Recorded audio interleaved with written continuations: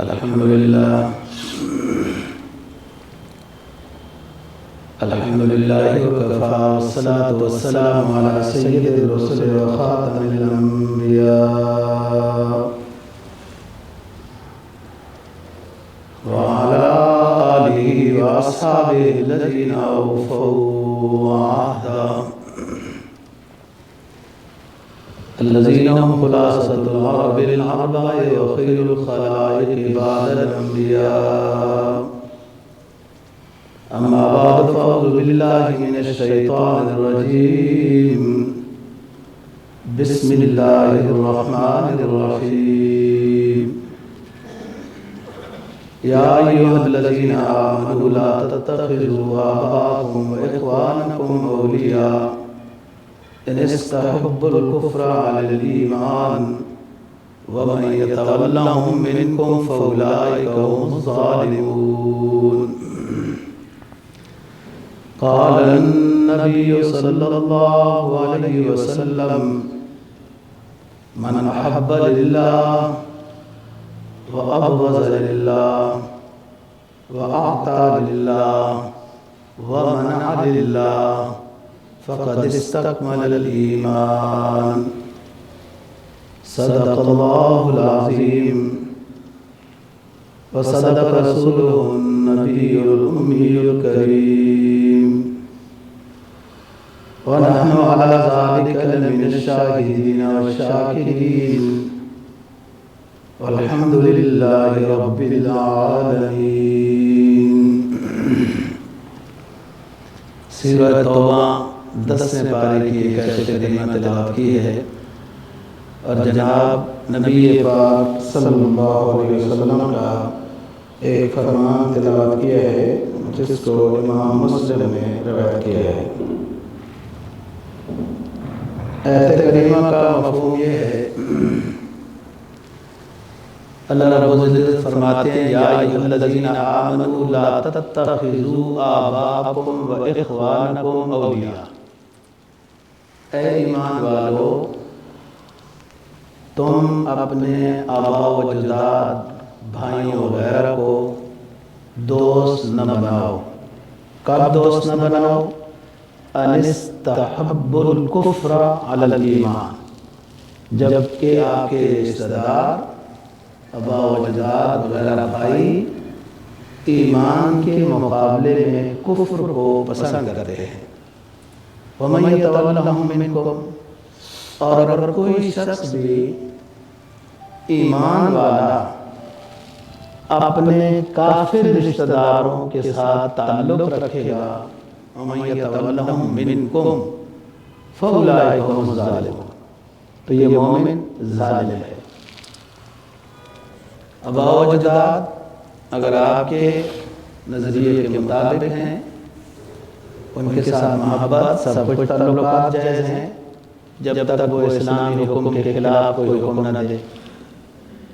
لیکن اگر وہ کفر کوئی پسند کرتے ہیں، جیسے شروع اسلام میں ایسا تھا، ابھی ایسا واقعہ ہوتا رہتا ہے کہ ایک خاندان میں ایک لڑکا مسلمان ہو گیا، اس کے والدین بہن بھائی مسلمان نہیں ہوئے، تو پھر اس کا رشتہ، اس کے تعلقات نا کٹ جاتے ہیں.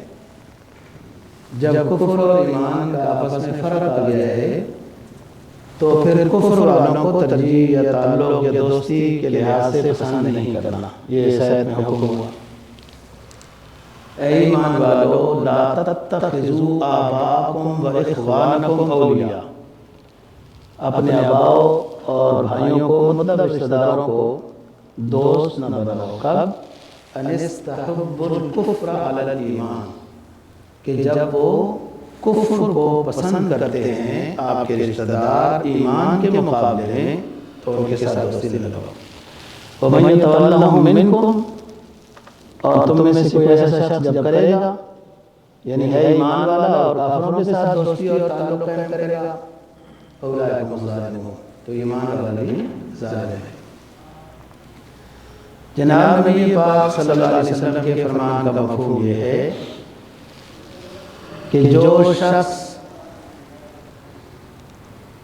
محبت کرتا ہے اللہ کے لیے، کسی سے دوری ہے اللہ کے لیے، من اعطى للہ، کسی کو دیتا ہے اللہ کے لیے، ابغض للہ، منع للہ، نہیں دیتا کسی کو، وہاں بھی اللہ کے لیے۔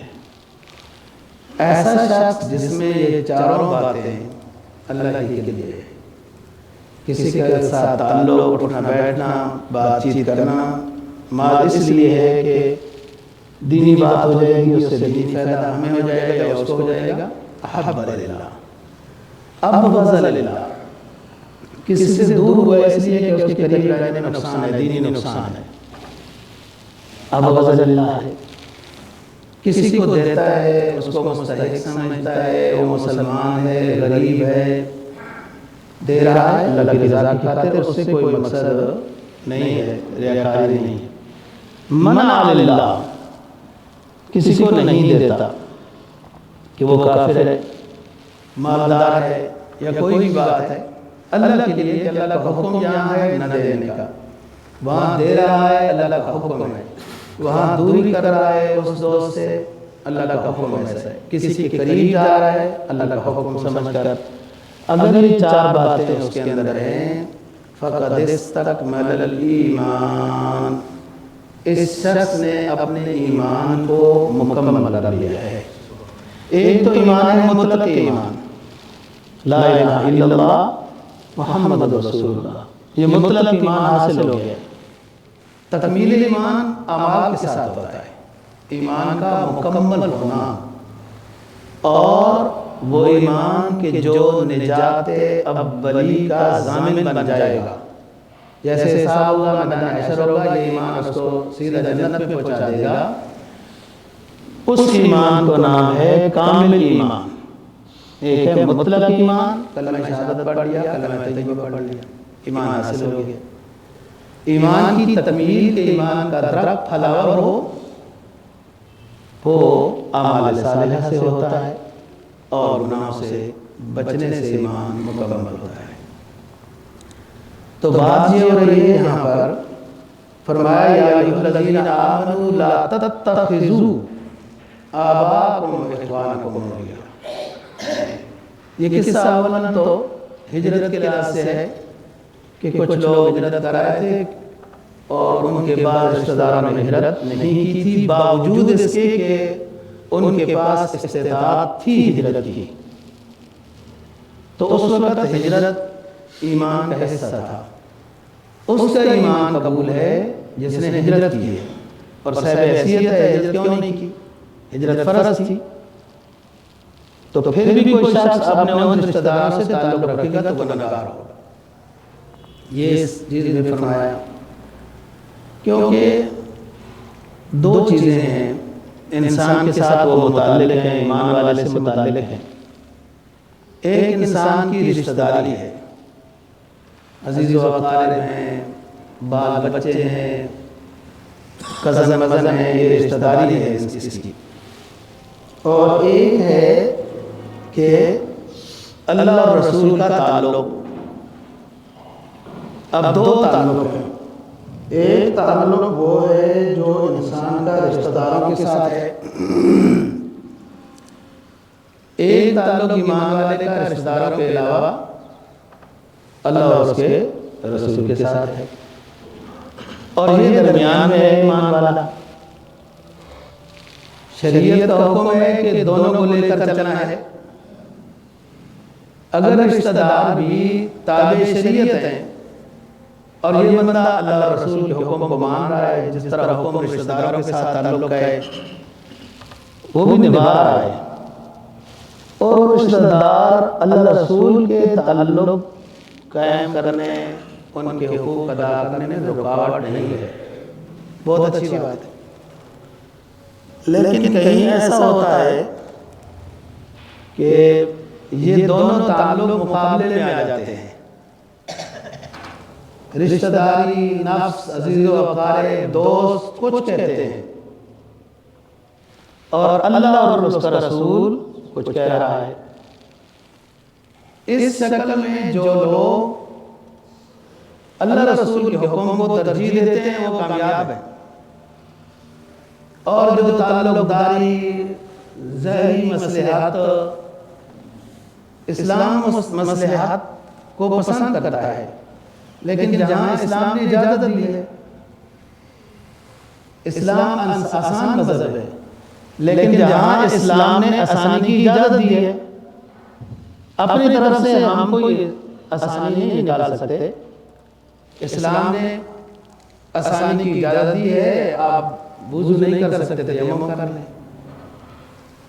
اسلام نے اجازت دی ہے کھڑے ہو کر نماز نہیں پڑھ سکتے بیٹھ کر پڑھ لیں، بیٹھ کر نہیں پڑھ سکتے لیٹ کر پڑھ لیں۔ اسلام نے اجازت دی ہے۔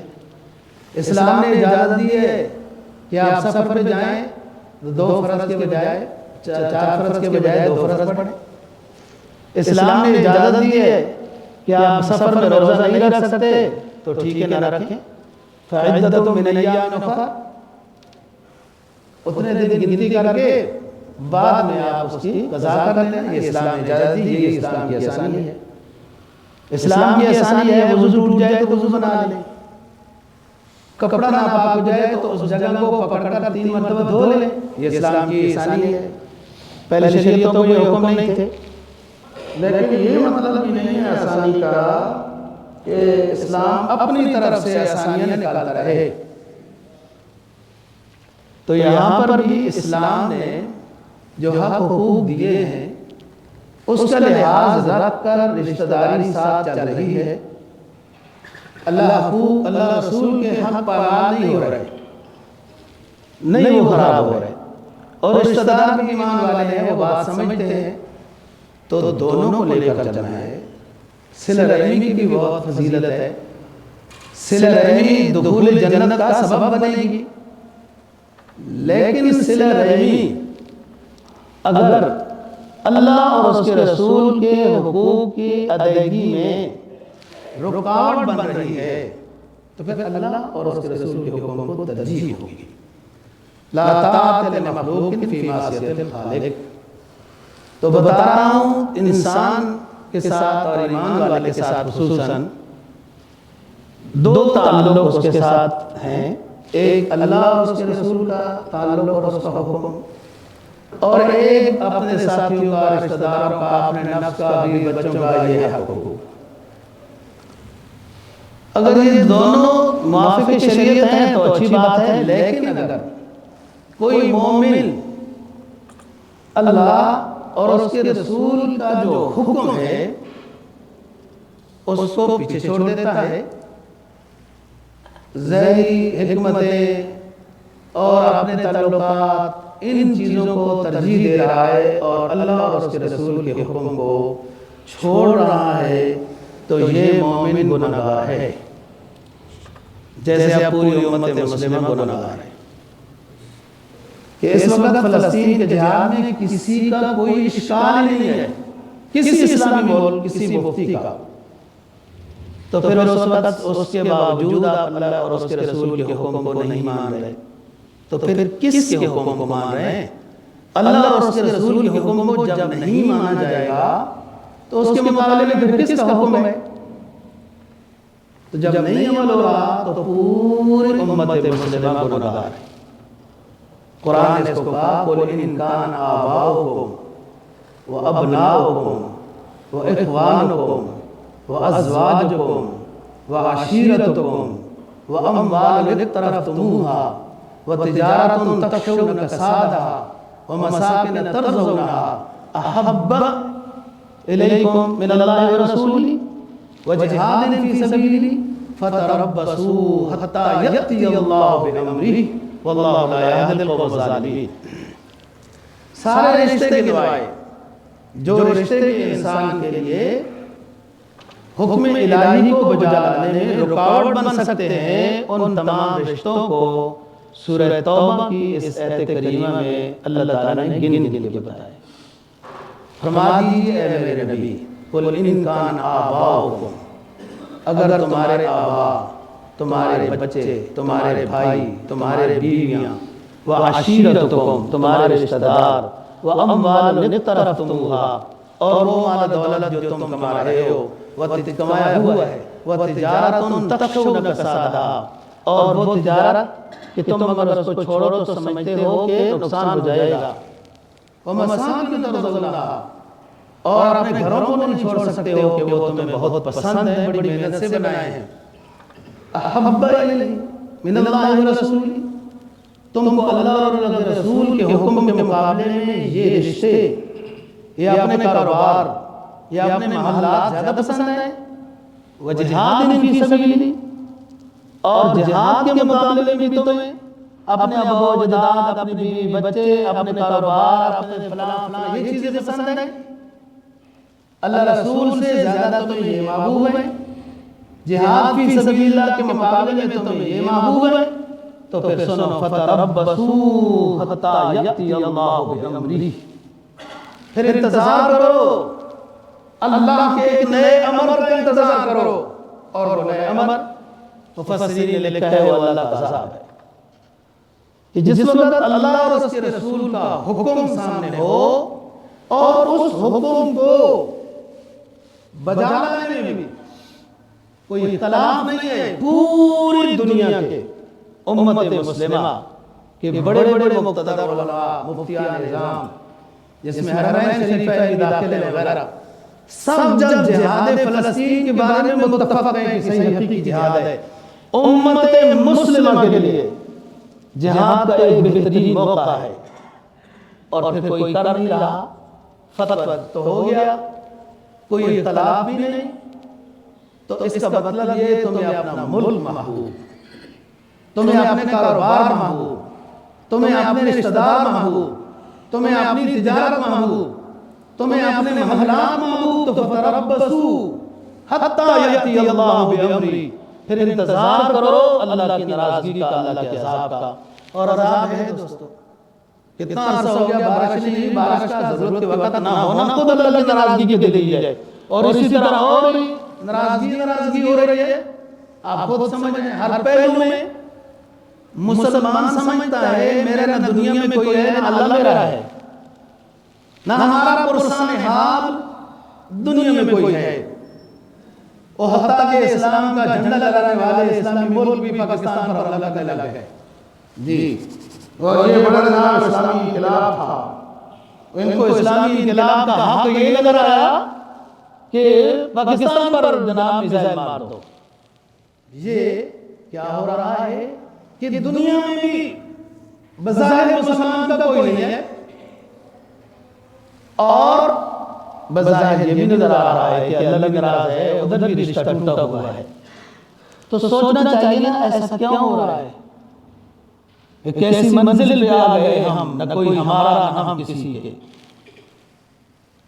ایسا کیوں ہو رہا ہے، نہ دنیا میں کوئی ہمارا نہ اللہ ہمارا ہے، یا کہ وہ بھی ناراض ہے، تو اس کا مطلب یہ ہے کہ حکم عدولی ہو رہی ہے، اللہ کی ناراضگی جب ہو جاتی ہے اور اللہ کی رضا جب ہوتی ہے، اللہ کی رضا بھی متعدی ہوتی ہے، اللہ کی ناراضگی بھی متعدی ہوتی ہے، حدیث ہے ابو داؤد کی، فرمایا جب اللہ پاک راضی ہو جاتا ہے تو پھر فرشتوں کی جماعت بلاتا ہے کہ فلاں گاؤں فلاں بندے سے میں راضی ہوں، تم بھی راضی ہو، جاؤ دنیا کے دلوں میں ڈال دو، نیک بندوں کے دلوں میں ڈال دو کہ اس بندے سے محبت کرو، اللہ بھی اس سے محبت کرتا ہے، تو اللہ کی رضا بھی متعدی ہوتی ہے، جب راضی ہو جاتا ہے اللہ پاک کسی بندے سے تو مبارک جماعت کے سامنے اس بندے کا اچھا تذکرہ کرتا ہے، جب اللہ راضی ہو جاتا ہے فرشتوں کو دنیا میں بھیج دیتا ہے،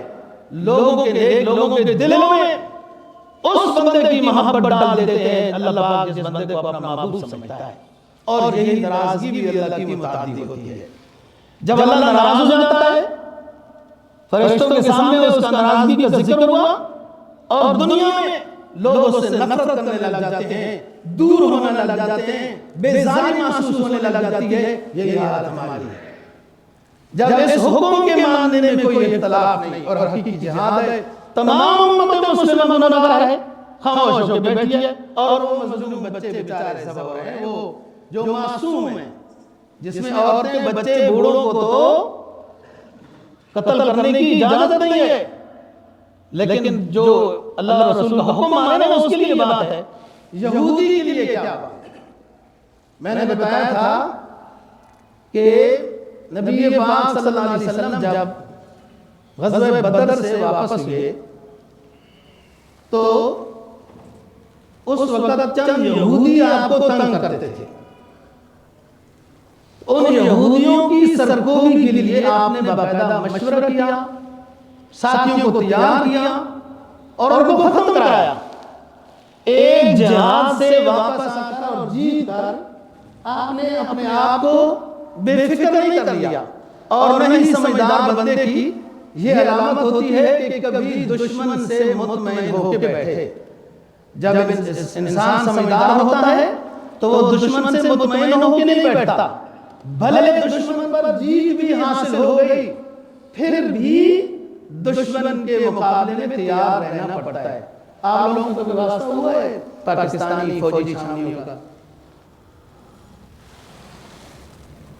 ماشاءاللہ فوج اچھی ہے، غلطیاں ہیں بھی تو اللہ معاف کرنے والا ہے، لیکن آپ کسی چھاؤنی کی طرف کبھی جانا ہو تو آپ دیکھنا ہے کوئی گئے ہوں گے. ہمارے فوجی دستے وہ اس طرح تیاری میں مشق کر رہے ہوتے ہیں جیسے لگتا ہے کہ اگلے گھنٹے میں انہیں جہاد کرنا ہے. ان کو حکم ہوگا کہ آپ نے کسی بان کے اوپر نکل جانا ہے. اس انداز میں ہمارے پاکستانی فوجی دستے مشق کر رہے ہوتے ہیں اپنی چھاؤنیوں میں. کبھی بھی، اور یہی اسلامی تقاضا ہے کہ آپ ہر وقت تیار رہیں. اعدوا لهم ما استطعتم من قوة ومن رباط الخيل ترهبون به عدو الله وعدوكم وآخرين من دونهم. تم تیاری کر کے رکھو، گھوڑوں کو تیار کرو. دشمن اپنی جگہوں میں پریشان ہو کے رہے گا کہ یہ تیاری کس کے لیے کر رہے ہیں، یہ مسلمان تیاری کس کے لیے، اسے پتہ ہے ہمارے لیے کر رہے ہیں، وہ ادھر ہی ڈرتا رہے گا. تو بات یہ ہے کہ دشمن سے کبھی مطمئن نہیں ہونا یہ سمجھدار بندے کی علامت ہے. آپ غزوہ بدر سے واپس آئے، آپ نے پھر بھی ہر طرف اپنا جاسوسی نظام بھیجا، معلومات کرتے رہے کہ کوئی ہمارے خلاف سازش ہو رہی ہو تو اس کا مجھے پتہ چل جائے. چنانچہ اس میں 5 طرح کے لوگوں کو آپ نے مروایا یا کچھ صحابہ نے ان کو ختم کیا. یہ پانچوں کے پانچوں یہودی تھے اور یہ یہودیوں کا تو علاقہ مدینہ نہیں تھا،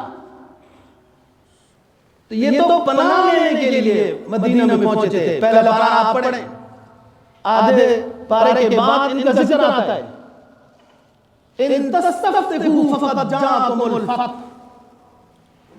یہ پہلے پارے میں ہے کہ یہ مدینہ میں یہودی اس لیے آباد ہوئے تھے آکے کہ ان کی کتابوں میں یہ لکھا تھا کہ نبی آخر الزمان صلی اللہ علیہ وسلم ان علامات والے شہر میں آکے آباد ہوگا تو ان کو ادھر لوگ مارتے تھے تو وہاں سے بھاگے، بخت نصر وغیرہ اور اس کے بعد اس ذریت سے وہاں سے یہ بھاگے، مدینہ میں جا کے پناہ لی کہ یہاں نبی آخر الزمان صلی اللہ علیہ وسلم تشریف لائے گا، ہم ایمان لائیں گے اور نبی کے واسطے سے دشمنوں کے مقابلے کی اللہ سے مدد اور فتح مانگتے تھے.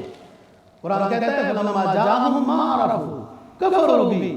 جب نبی آخر الزمان صلی اللہ علیہ وسلم آیا، علامات کے ذریعے سے پہچان لیا تو کہنے لگے نہیں یہ نہیں اور کفر کر دیا. بس یہودیوں کی یہ سازش ہے، ہمیشہ ان کا یہ وتیرہ رہا ہے. یہ مدینہ میں آ کے آباد ہو گئے، مدینہ ان کا علاقہ نہیں تھا. یہ تو ادھر ادھر شام وغیرہ بھٹے ہوئے رہے تھے. کنعان سے کیوں گئے تھے؟ کس نے کہا تھا؟ مصر آباد ہو گئے. مصر سے کیوں نکلے؟ پھر آ کے ادھر راستوں میں میدان تھی میں آباد ہو گئے. میدان تھی سے قوم معاہدہ کے عمالقہ کے خلاف جہاد کے لیے نہیں نکلتے تھے، ادھر پڑے رہے. پھر بہت مدت کے بعد جا کے آئے، یہ تو اپنے علاقے میں بسے کیوں نہیں، مدینہ میں آ گئے اور چلو آرام سے رہتے کوئی سازش نہیں کرتے. تو غزوہ بدر کے بعد آپ نے جب سیلوں میں جواسیسی نظام بھیجا اور معلومات کی ہیں تو کچھ لوگ آپ کو ایسے ملے جو مسلمانوں کے خلاف، نبی پاک صلی اللہ علیہ وسلم کے خلاف سازش کر رہے تھے.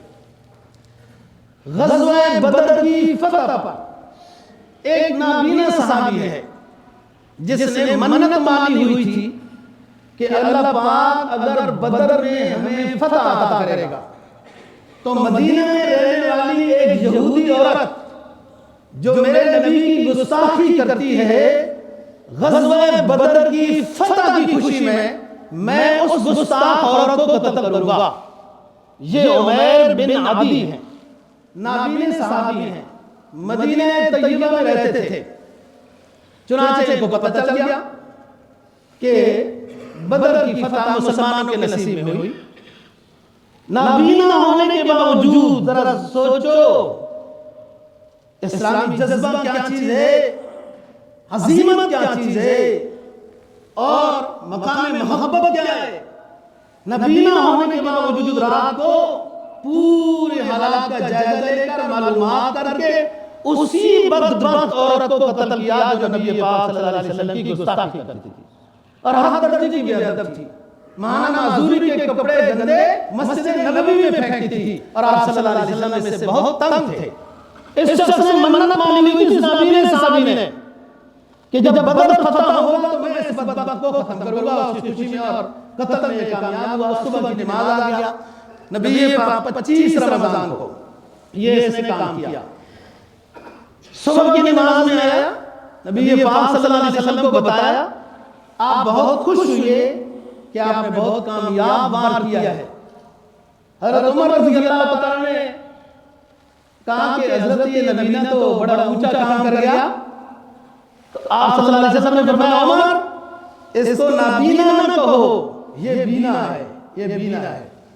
آپ صلی اللہ علیہ وسلم خوش ہوئے کہ ایک زہر سے تو نجات مل گئی، اللہ کا فضل ہوا۔ صحابہ کا اجتماع ہے، آج کل ہمارے زمانے کے مومنین کا اجتماع نہیں کہ صبح میں ایک صف بھی پوری نہیں ہوتی مسجد کی۔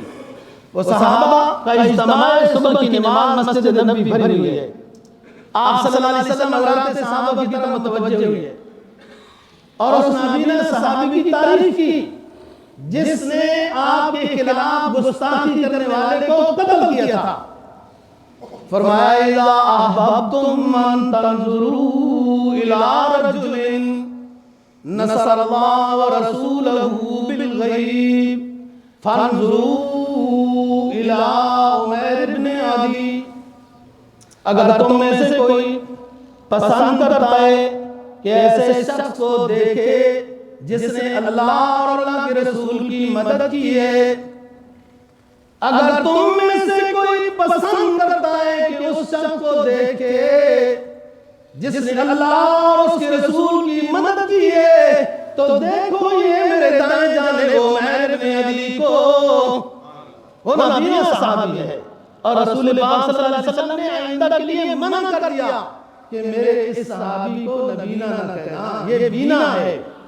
ایک دو بیمار ہوئی، رسول پاک صلی اللہ علیہ وسلم نے صحابہ کو فرمایا کہ انطلقوا بنا الى البصیر الذی هو فی بنی واقف۔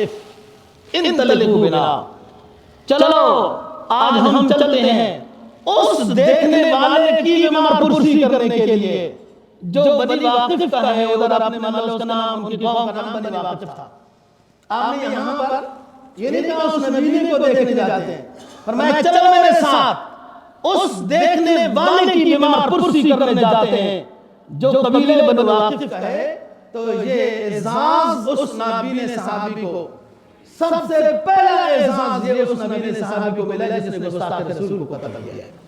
دوسرا شخص ایک ابو عفق ہے، عین فا کاف، یہودی ہے، بڑی لمبی عمر تھی۔ نوجوان یہودیوں کو بلا کر نبی پاک صلی اللہ علیہ وسلم کے خلاف گستاخی کرتا تھا اور ان کو نبی کو، ہمارے نبی کو ایذا پہنچانے کے لیے برانگیختہ کرتا تھا۔ یہ ابو عفق بوڑھا تھا، آپ کو یہ باتیں پتہ چلتی تھی، آپ کو دکھ ہوتا تھا۔ سمجھایا گیا، وفد بھیجا گیا، باز آؤ، آپ اپنی عادت سے باز آ جاؤ، لیکن یہودی نہیں باز آ سکتا۔ یہودی ایک مصیبت ہے دنیا کے لیے۔ دیکھیں جب دنیا اس مصیبت کو ختم نہ کرے، اپنے جسم کے ساتھ ٹچ کرے تو پھر برداشت کرتی جائے۔ جیسے کوئی پھوڑا پھنسی کہ اس کا آپریشن کرنا اور اس پھوڑے پھنسی کو جسم سے جدا کرنا ضروری ہوتا ہے انسان کی نجات کے لیے، یہودی کو دنیا سے پاک کرنا ضروری ہے، تب نجات کے ساتھ انسان رہ سکتا ہے، لیکن مسلمان ابھی سویا ہے کب جاگے گا۔ ابو عفق یہودی سمجھانے کے باوجود اپنی شرارتوں سے باز نہیں آیا۔ آپ صلی اللہ علیہ وسلم نے بیان فرمایا مسجد نبوی میں اور اعلان کیا، من لی بہذا الخبیث۔ دوستو ذرا سوچو، وہ رحمت للعالمین، شفیع المذنبین، حلم و بردباری کا پیکر، کہ اس کی زبان اطہر سے بھی اس یہودی کے بارے میں لفظ نکل آئے، من لی بہذا الخبیث۔ کون ہے اس جماعت میں سے، میرے صحابہ میں سے، جو مجھے اس خبیث سے نجات دلا دے؟ کتنی تکلیف ہوئی ہوگی سرکار دو عالم کو، یہ تو اپنے قاتلوں کو معاف کرنے کا ضرب رکھتا ہے، طرح طرح کی ایذا پہنچنے والوں کو معاف کیا، لا تثریب علیکم اليوم کا نعرہ بلند کیا۔ فتح مکہ کے موقع پر جب سارے دشمن گرفتار ہو گئے، پکڑے گئے، آپ صفا پہاڑی پر بیٹھے ہوئے ہیں، سامنے آ گئے، آپ نے کہا ڈرو نہیں، کانپو نہیں، کیا پھس پھس کرتے ہو؟ میرا اعلان یہ ہے جو حضرت یوسف علیہ السلام کا اعلان تھا۔ جب آگے بھائی پکڑے گئے، نادم ہو گئے، کنویں میں ڈالنے والے سامنے بیٹھ گئے، قدرت نے وہ نظارہ دکھایا، تم نے تو کنویں میں دے ڈالا تھا، بازاروں میں بیچا تھا، غلام بنایا تھا، لیکن آج ساری مصر اور اس کے گرد نواح کی مخلوق کو اللہ نے غلام بنا کر حضرت یوسف علیہ السلام کے قدموں میں بٹھا دیا۔ اس وقت جب حضرت یوسف کے سامنے آ گئے اپنے بھائی، بادشاہ زمانہ ہے حضرت یوسف علیہ السلام، جو کرنا چاہے کر سکتا تھا، لیکن اللہ فرمایا لا تثریب علیکم اليوم۔ بھائیو پریشان نہ ہو، ماضی کی کوئی بات تمہارا بھائی دہرائے گا بھی نہیں۔ ادھر آؤ، حضرت محمد مصطفیٰ ہمارے پیغمبر صلی اللہ علیہ وسلم دونوں جہاں کے سردار مکہ فتح کرتے ہیں، صفا پہاڑی پر تشریف فرمائے، اور آگے ستانے والے، کانٹے بچھانے والے، تلوار کے وار کرنے والے، حضرت حمزہ کا کلیجہ چبانے والے، وہ ہند آئی، ابو سفیان آیا، سارے آگے ڈر رہی ہیں، کانپ رہے ہیں۔ ابو سفیان حضرت عباس رضی اللہ تعالیٰ کو کہتے ہیں کہ خدا کے لیے آج اپنے بھتیجے سے ہمیں بچا لینا۔ سارے سردار فتح مکہ کے موقع پر ڈر رہے ہیں، کانپ رہے ہیں۔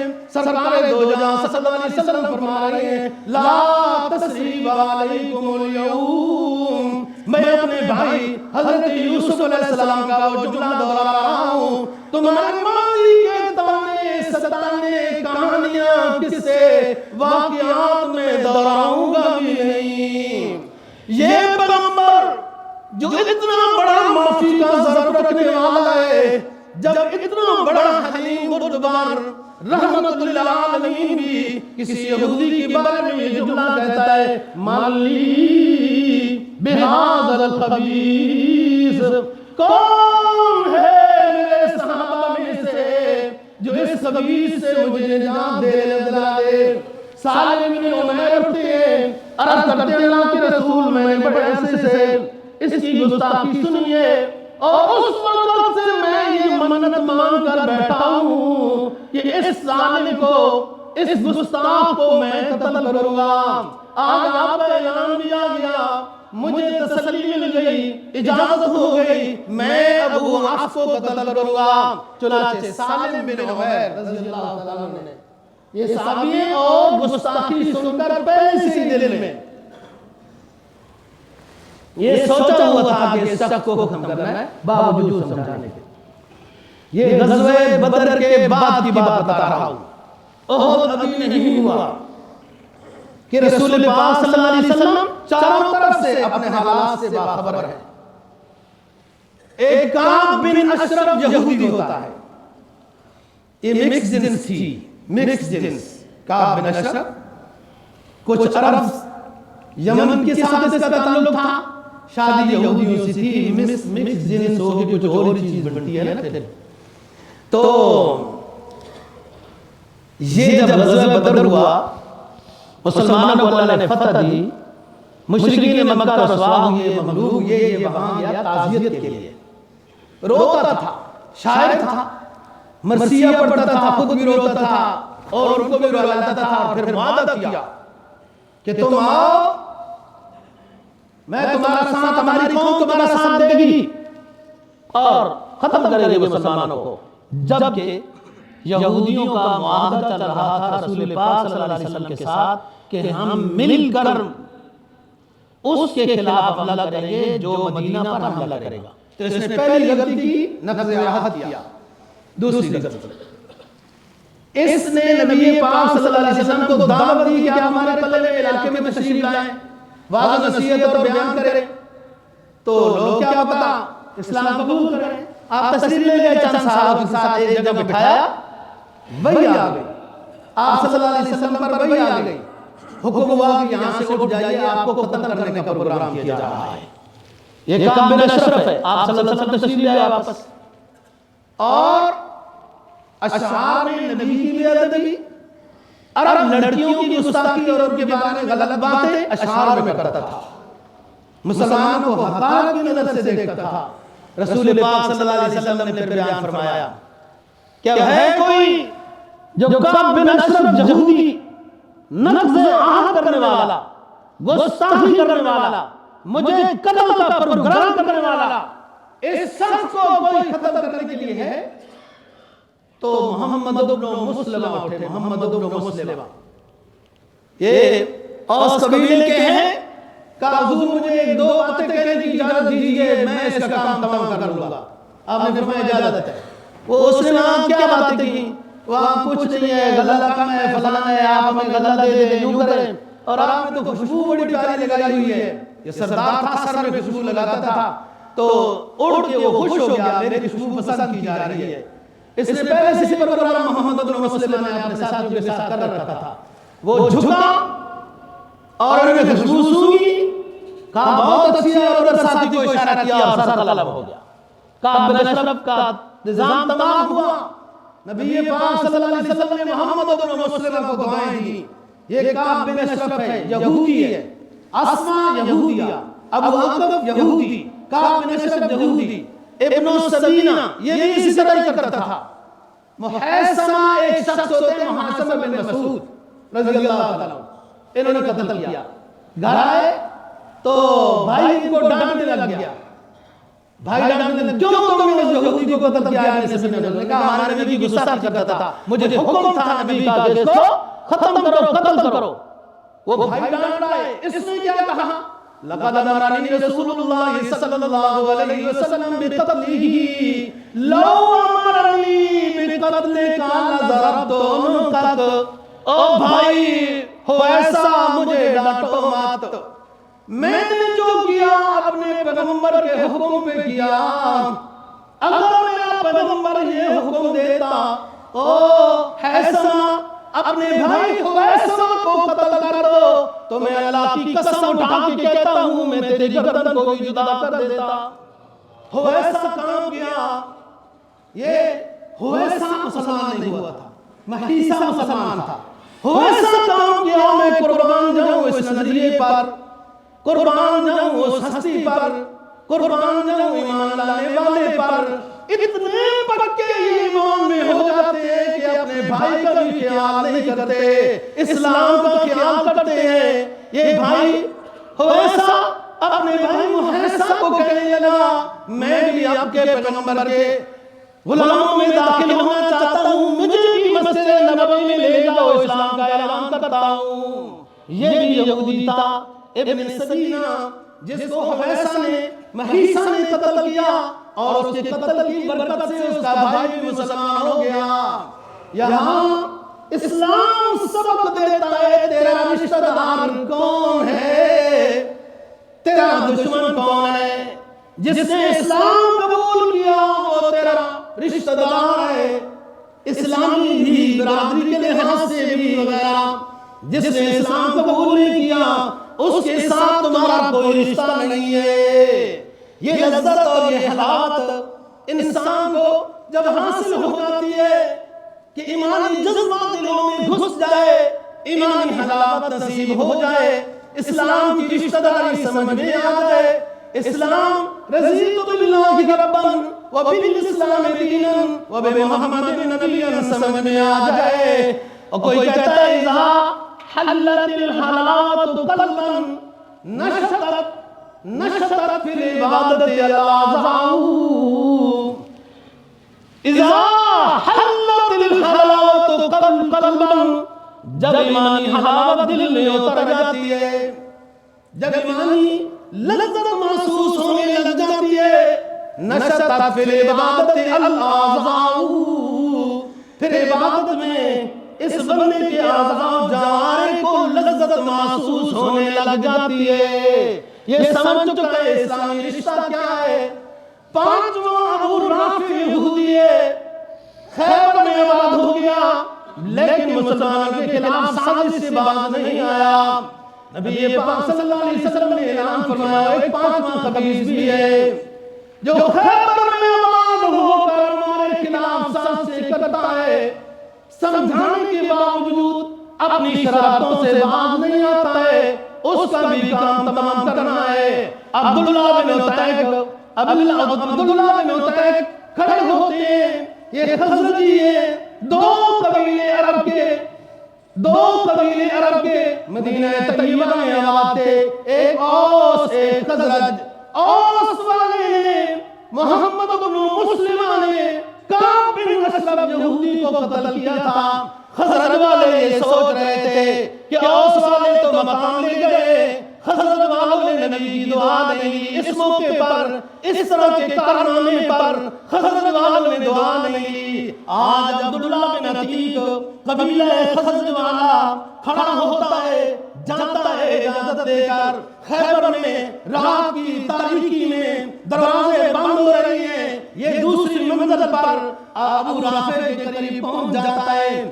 قتل کرنے کے بعد جب نیچے واپس اترتا ہے عبداللہ بن عتیق تو اندھیرا تھا، رات تھی، چھلانگ لگانے سے پنڈلی ٹوٹ گئی، اپنی پگڑی کھولی، پنڈلی کو باندھا، جہاں اپنے ساتھیوں کو بٹھایا ہوا تھا وہاں پہنچا اور کہا ساتھیوں تم نکل جاؤ مدینے کی طرف، میں ادھر ٹھہروں گا، جب صبح ابو رافع یہودی کے مر جانے کا اعلان ہوگا، وہ اعلان سن کر میں پھر آپ کے پاس آ جاؤں گا۔ وہ چل پڑے، صبح اعلان ہو گیا کہ رات کو کسی نے ابو رافع سردار یہودی کو قتل کر دیا ہے۔ یہ اس وقت تھا عبداللہ بن عتیق پنڈلی ٹوٹا ہوا دوڑتا ہوا اپنے ساتھیوں کو مل جاتا ہے، نبی پاک صلی اللہ علیہ وسلم کے پاس پہنچتے ہیں، خوشخبری سناتے ہیں، آپ دعائیں دیتے ہیں، خوش ہو جاتے ہیں، اور پھر یہ عرض کرتا ہے، یہ رسول اللہ نے پوچھا کہ تمہاری پنڈلی پہ کیا ہوا؟ کہا حضور جب اس کے بارخانے سے نیچے اترا، رات کی تاریکی میں اندازہ نہیں ہوا، چھلانگ لگائی، میری پنڈلی ٹوٹ گئی۔ آپ نے فرمایا یہ کھولو پٹی، آپ نے پٹی کھولی، آپ نے دست شفقت ان کی پنڈلی کے اوپر یوں پھیرا، دعا دی، اللہ میرے اس عظیم مجاہد کو، اس کی پنڈلی کے درد کو اور ٹوٹنے کو، میرے اس عظیم مجاہد کے اس درد کو شفا کی شکل میں بدل دے، تیز چلنے کی شکل میں بدل دے، طاقت میں بدل دے، ہمت میں بدل دے۔ عبداللہ بن عتیق کہتے ہیں دعاؤں کے ہاتھ ابھی پھر کر جدا نہیں ہوئے تھے کہ میری پنڈلی پہلے سے بہتر ہو گئی تھی۔